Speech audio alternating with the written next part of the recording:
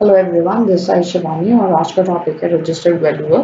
ठीक है। इसके अंदर इस चैप्टर के अंदर सारी चीजें हैं कि कब जो है रजिस्टर्ड वैल्यूअर अपॉइंट होता है, कब क्यों अपॉइंट होता है, किस किस चीज़ों के लिए उसको रजिस्टर वैल्यूएशन करनी पड़ती है, कुछ डिफॉल्ट हो तब, कब वो इनएलिजिबल हो जाता है, what is the eligibility criteria, सारी चीज़ें। तो स्टार्ट करते हैं। ऑल्सो अगर अब तक अभी मेरा चैनल सब्सक्राइब नहीं करा है then please do subscribe. Valuation का क्या मतलब है? Register to be made in respect of, किस चीज की रिस्पेक्ट में? कोई भी property, stock, shares, debenture, security, goodwill और any other asset of the company, किसी भी asset, liabilities of a company और net worth of the company, company की लाइबिलिटी और कंपनी का नेटवर्थ। तो लाइबिलिटी अब यहाँ पे देखते हैं, कोई भी क्या है, प्रॉपर्टी, स्टॉक, प्रॉपर्टी और स्टॉक्स जो है, स्टॉक जो है वो बैंक के लिए जाते हैं वैल्यू हो होकर, जो भी वो ड्यूरेशन देते हैं। नाउ शेयर, स्टॉक और सिक्योरिटी, ये जब हम लिस्टिंग के लिए जाते हैं तब यूज होते हैं। और गुडविल इन एनी अदर जो है, जब बिजनेस को सेल करते हैं तब जो है गुडविल भी देखी जाती है। ठीक है। तो लायबिलिटीज में शेयर, डिबेंचर और सिक्योरिटी आ गए हैं। और एक हो गया net worth. Now register valuer shall be appointed. Registered valuer को कौन अपॉइंट करता है? या तो ऑडिट कमेटी या बोर्ड। बोर्ड कब करेगा? जब ऑडिट कमेटी नहीं होगी, सेम जो ऑडिटर के लिए पढ़ते थे। रोल ऑफ रजिस्टर वैल्यूअर और ड्यूटी ऑफ रजिस्टर वैल्यूअर क्या है? ट्रू एंड फेयर वैल्यूएशन बनानी है। ठीक है, true and fair, true and fair view देता है ऑडिटर। सेम रजिस्टर वैल्यू जो है एक्सरसाइज क्या करेगा? Due diligence. तो ड्यू डिलिजेंस करनी है। Register value make valuation at end of any asset in which he is a direct और इनडायरेक्ट इंटरेस्ट। किसी भी एसेट में उसका डायरेक्ट और इनडायरेक्ट जो है इंटरेस्ट है, तो रजिस्टर वैल्यूअर जो है एज अ आरबी अपॉइंट नहीं हो सकता। कैसे? अगर मैं आज रजिस्टर्ड वैल्यूअर हूँ, आज अपॉइंट हुआ हूँ, तो मुझे उससे 3 साल पहले तक कोई भी डायरेक्ट और इनडायरेक्ट इंटरेस्ट नहीं होना चाहिए, और इवन 3 साल बाद ऑफ द वैल्यूएशन भी कोई इंटरेस्ट नहीं होना चाहिए। अगर मैं इंटरेस्टेड हूँ तो मैं डिस्क्वालिफाइड हूँ। तो रजिस्टर्ड वैल्यूअर को क्या होना पड़ेगा? नॉट इंटरेस्टेड वेदर डायरेक्टली और इनडायरेक्टली। ठीक है ना? तो यही लिखा है, become interested at any point of time during the period of 3 years prior to the appointment और 3 year after the valuation of conduct by him। Contravention क्या है? 3 साल के बाद वो इंटरेस्टेड हो सकता है, कोई प्रॉब्लम नहीं है, और 3 साल से पहले भी, बट वो 3 इयर्स का जो पीरियड है ना, उसमें इंटरेस्टेड नहीं होना चाहिए। कॉन्ट्रावेंशन क्या है? जनरल कॉन्ट्रावेंशन है, फाइन लगेगा 25,000 से 1 लाख के बीच में। ठीक है। अगर इंटेंशन टू डिफ्रॉड है, मतलब वो जो है डिफ्रॉड करना चाहते हैं, या तो कंपनी को फ्रॉड कर दिया, कंपनी को जानबूझ के फ्रॉड, ठीक है, गलत करना चाहता है, या फिर किसी अदर पर्सन जैसे बैंक या कोई दूसरी कंपनी अगर बिजनेस एक्वायर कर रही है, तो जब वैल्यूएशन हुई तो किसी और अदर पर्सन को, तो उसमें जो है अगर इंटेंशन टू डिफ्रॉड है तो 1 लाख से लेके 5 लाख तक। ठीक है ना? प्लस 1 ईयर ऑफ इम्प्रिजनमेंट भी हो सकती है। ये तो लगा उसको कॉन्ट्रवेंशन के लिए फाइन। ठीक है। अब उसको और क्या करना पड़ेगा? उसको करना पड़ेगा अपनी रेम्यूनरेशन को रिफंड, और जितने भी डैमेजेस हुए हैं whether to the company, whether to the company और जो है एनी अदर पर्सन। ठीक है। तो loss arising out of incorrect और मिसलीडिंग स्टेटमेंट जो है, अगर उसने कोई मिसलीडिंग है तो वो डैमेजेस भी पे करेगा। तो मतलब कॉन्ट्रावेंशन, जो है रेम्यूनरेशन का रिफंड, प्लस जो है पेनल्टी फॉर द जो है loss arising out of the damages, वो देना पड़ेगा। Eligibility to be a registered valuer. अब कौन पर्सन है जो रजिस्टर्ड वैल्यूअर बन सकता है? तो वैल्यूअर कौन बनेगा? कोई भी जो मेंबर होगा आरबी ऑर्गेनाइजेशन का, जैसे सीए की ऑर्गेनाइजेशन है आईसीएआई, हम जब मेंबर बनते हैं तभी हम ऑडिट कर पाते हैं, तो same member is recommended by registered valuer organisation. और उसको रजिस्टर्ड वैल्यूअर ऑर्गेनाइजेशन ने या फिर रिकमेंड कराओ कि हाँ इसको as a registered valuer appoint कर लो, या फिर उसने एग्जाम पास करा हो under rule 5 within 3 year preceding the date of making an application, या फिर उसने एग्जाम पास करा हो अंडर रूल 5, या फिर वो क्वालिफिकेशन और एक्सपीरियंस रखता है as per guided in rule 4।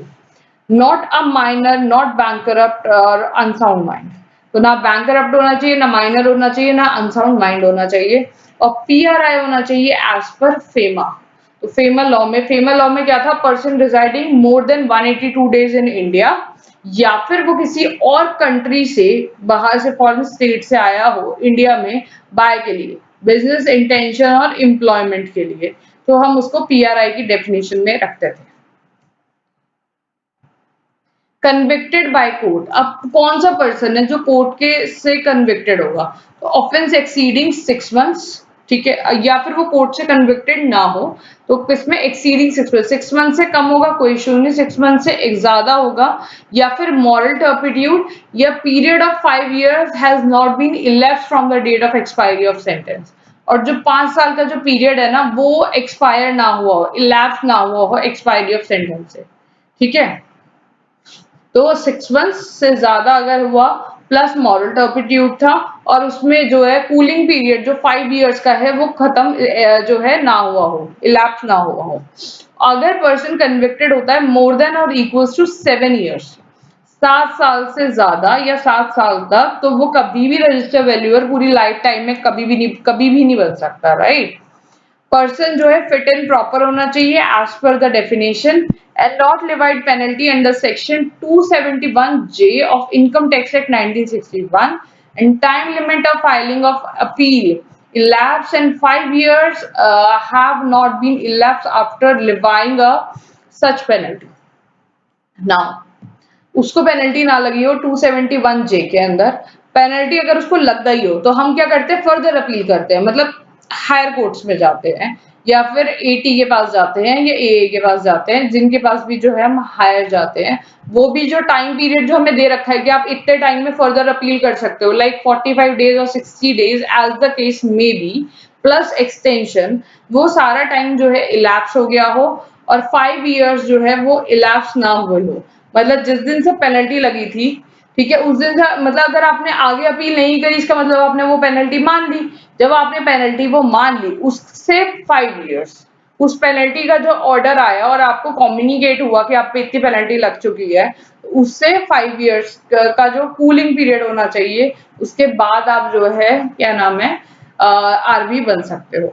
तो कूलिंग पीरियड दो जगह चाहिए, पेनल्टी अंडर सेक्शन 271J में अगर लग गई हो तो, या फिर आप मोर देन 6 मंथ से ज्यादा जो है आपको इम्प्रिजनमेंट और मॉरल टर्पिट्यूड के केस में गए हो तो 5 years का क्या लगेगा कूलिंग पीरियड। अगर कन्विक्टेड हो फॉर मोर देन और इक्वल्स टू 7 years, तो आप क्या हो कभी भी रजिस्टर वैल्यूअर नहीं बन सकते। नाउ अब आते हैं नया एकदम अलग टॉपिक, नो पार्टनरशिप एंटिटी और कंपनी एलिजिबल एज आरबी। तो कोई भी पार्टनरशिप एंटिटी, कोई भी अगर कोई भी पार्टनरशिप में है, या company eligible as registered valuer, या कोई भी कंपनी जो है वो रजिस्टर्ड वैल्यूअर नहीं बन सकती, set up for object other than for rendering professional and financial service including valuation service. तो सेट अप फॉर ऑब्जेक्ट, उसका ऑब्जेक्ट क्या हुआ हो, जो कोई भी पार्टनरशिप और कोई भी कंपनी आरबी नहीं बन सकती अगर वो सेटअप हुए हैं और उनका ऑब्जेक्ट है other than rendering a professional financial और इंक्लूडिंग अ वैल्यूएशन सर्विस। ये ऑब्जेक्टिव नहीं है, कोई और ऑब्जेक्टिव है तो वो आरबी नहीं बनेंगे।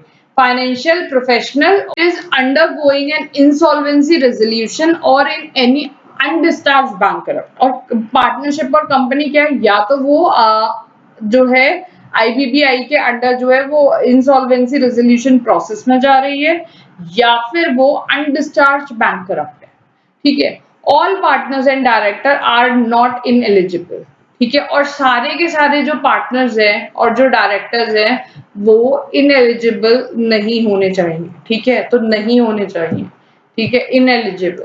There are three or all of the partner of director whichever is lower are not registered valuer। और तीन या सारे के सारे पार्टनर जो है whichever is lower, या तो तीन या सारे के सारे whichever is lower, वो जो है are not registered valuer। तो मिनिमम 3 और all the partners whichever is lower, partners दो भी हो सकते हैं, तो या तो तीन, अब तीन पार्टनर ही नहीं है तो दो पार्टनर है, तो दोनों में से whichever is lower वो क्या है रजिस्टर वैल्यूअर नहीं होने चाहिए, रजिस्टर नहीं है तो वो आरबी अपॉइंट नहीं हो सकते। तो सारे या तो वो इनएलिजिबल हो जाए, या वो रजिस्टर वैल्यूअर ही ना हो, ठीक है, मिनिमम जो रिक्वायरमेंट है, या फिर उनका जो ऑब्जेक्ट है वो मैच ना करता हो प्रोफेशनल फाइनेंशियल और वैल्यूएशन सर्विस से, और अंडर गोइंग जो है या तो वो अनडिस्चार्ज बैंकरप्ट हो, या आईबीबीआई में जो है वो इंसॉल्वेंसी रेजोल्यूशन के अंडर जा रहे हो। नन ऑफ द पार्टनर और director is a registered valuer, कोई भी पार्टनर और डायरेक्टर जो है वो रजिस्टर्ड वैल्यूअर नहीं होगा।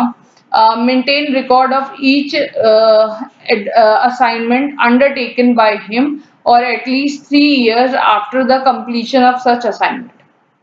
ठीक है, तो maintain record of each assignment undertaken by him or at least 3 years from the completion of such assignment. ठीक है, तो उसको जो है ना रिकॉर्ड मेंटेन, जैसे हम लोगों को क्या करना होता है, signing off an audit report से 8 इयर्स तक रिकॉर्ड मेंटेन, मतलब ऑडिट के सारे डॉक्यूमेंट्स मेंटेन रखने पड़ते हैं, उसको भी मेंटेन रखना पड़ता है। सारी असाइनमेंट जो है at least 3 years from the completion of the assignment. तो इसमें सब कुछ 3 साल तक है, 3 साल तक आप इंटरेस्टेड ना हो, 3 साल तक आपको डॉक्यूमेंट्स जो है वो संभाल के रखने हैं।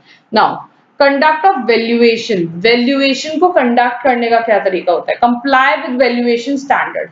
उसको क्या है, वैल्यूएशन स्टैंडर्ड से कंप्लाई करना चाहिए। Valuation standard notified by CG as per, अगर जो है वैल्यूएशन स्टैंडर्ड, सपोज करो इंडिया में वैल्यूएशन स्टैंडर्ड नहीं है, इंडिया के ओरिजिनल, ठीक है, तो जो है सीजी नोटिफाई करेगा वैल्यूएशन स्टैंडर्ड कौन से वाले, इंटरनेशनली एक्सेप्टेड वैल्यूएशन स्टैंडर्ड, जो इंटरनेशनली एक्सेप्ट करे हो, या valuation standard adopted by any registered valuer organisation, या किसी भी रजिस्टर्ड वैल्यूअर ऑर्गेनाइजेशन ने जो स्टैंडर्ड अडॉप्ट कर रखे हैं वो, तो या तो इंटरनेशनली एक्सेप्टेड या किसी वैल्यूएशन ऑर्गेनाइजेशन ने एक्सेप्ट कर रखे हैं वो, तो ये दोनों चीजों पे सीजी नोटिफाई कर देगा अगर जो है वैल्यूएशन स्टैंडर्ड है नहीं, ठीक है, एग्जिस्टेंस। रिपोर्ट, रिपोर्ट क्या होगा, रिपोर्ट में क्या क्या चीजें इंक्लूडेड होंगी, तो ये जस्ट पॉइंट रीड आउट मारना है, ठीक है। इसके अंदर क्या है, background of an asset, asset का बैकग्राउंड क्या है, मतलब कि सपोज करो अब मेरी प्रॉपर्टी थी, मैंने किसी और को ट्रांसफर कर दी और उस बंदे ने एकदम ट्रांसफर होते ही ना लोन ले लिया, या फिर ये कहो कि मुझसे किसी ने फोर्सली ट्रांसफर कराया, ट्रांसफर कराने के विद इन 10 डेज लोन ले लिया, तो उसकी प्रीवियस हिस्ट्री की पहले पहले ही किस किस के पास थी, तो वो जो है वो चीजें निकालना कि बैकग्राउंड किस किस किसके ओनरशिप में थी। Purchase of valuation and appointment authority, तो पर्पस, सॉरी पर्पस जो है वैल्यूएशन का या अपॉइंटिंग, वैल्यूएशन का पर्पस क्या है, क्यों कराई गई इसकी valuation. Disclose of valuer interest and conflict, वो अपना इंटरेस्ट और कॉन्फ्लिक्ट देगा, जैसा ऑडिटर भी देता है कि हाँ मैं इंटरेस्टेड हूँ या नहीं हूँ, ठीक है। Date of appointment, valuation date and date of report, तो date of appointment, valuation date कि उस दिन वो किस दिन अपॉइंट हुआ, किस दिन उसने वैल्यू करा एसेट को, और किस दिन उसने रिपोर्ट बनाई, ये 3 डेट्स होंगी, ठीक है। इंस्पेक्ट और इन्वेस्टिगेशन अंडरटेकन, क्या क्या इंस्पेक्शन और इन्वेस्टिगेशन हुई है। Nature and source of information, अगर मैं कोई इन्फॉर्मेशन आगे कम्युनिकेट कर रही हूँ तो मैं ये बताऊंगी कि मैंने उसे कहाँ से निकाला, गवर्नमेंट की वेबसाइट से निकाला, कि ये एसेट किस किसके नाम था, फर्दर इसके कौन कौन थे, तो ये सारा इंफॉर्मेशन का मैं सोर्स बताऊंगी, right. And restriction on use of report, और जो है रिपोर्ट ये नहीं है ये वाली वैल्यूएशन रिपोर्ट, ये सब जगह यूज हो जाएगी, ठीक है ना, तो ये रिस्ट्रिक्टेड यूज है। And major factor that were taken into account during valuation, और वैल्यूअर की क्या सोच थी, उसने कौन कौन से जो है फैक्टर्स लिए वैल्यूएशन के, लाइक सपोज करो कोई भी मशीनरी है, उस मशीनरी की वैल्यूएशन किस बेसिस पे होगी, उसकी आने वाली डिमांड क्या होगी, फ्यूचर की डिमांड भी तो वो सोचेगा ना, उस मशीन की परफॉर्मेंस क्या है, मार्केट की डिमांड क्या आएगी, किस तरीके से लोगों के प्रेफरेंसेस क्या होंगे, तो इन सब चीजों में मतलब वो जो फैक्टर उसने सोचे थे कि मैंने इन बेसिस को लेकर इसकी वैल्यूएशन करी है, तो वो सारी चीजें। Now temporary surrender, temporary surrender क्या होता है, रजिस्टर वैल्यूअर जो है टेम्पररी सरेंडर करता है certificate in accordance with bylaws और रेगुलेशंस, ठीक है। जो एज पर रूल्स अगर रजिस्टर वैल्यूअर सोचता है नहीं यार कुछ टाइम के लिए ना मुझे रजिस्टर वैल्यूअर नहीं बनना, मैं टेम्पररी अपनी जो डिग्री है या सर्टिफिकेट्स है वो सरेंडर करना चाहता हूँ, तो सरेंडर कर सकता है। Inform authority of taking such information और रिकॉर्ड, और वो जो है वो क्या नाम है अथॉरिटीज को इन्फॉर्म कर देगा। आरबी ऑर्गेनाइजेशन इन्फॉर्म अथॉरिटीज, तो रजिस्टर वैल्यूअर की ऑर्गेनाइजेशन जो है वो अथॉरिटीज को इन्फॉर्म करती है। वैल्यूअर टेम्पररी सरेंडर और रिवाइज इट्स मेंबरशिप, ठीक है, तो वैल्यूअर क्या है टेम्पररी करता है सरेंडर या रिवाइज करता है उसकी membership. Inform in 7 days of such action, 7 दिन के अंदर जो वो एक्शन लिया है उस चीज को क्या करेगा, इन्फॉर्म करेगा। जो भी टेम्पररी सरेंडर है वो विद इन 7 days जो है अथॉरिटीज को इन्फॉर्म कर देगा। Every RV shall place its website, जो है सर्चेबल फॉर्मेट मतलब कि ढूंढी जा सकती है।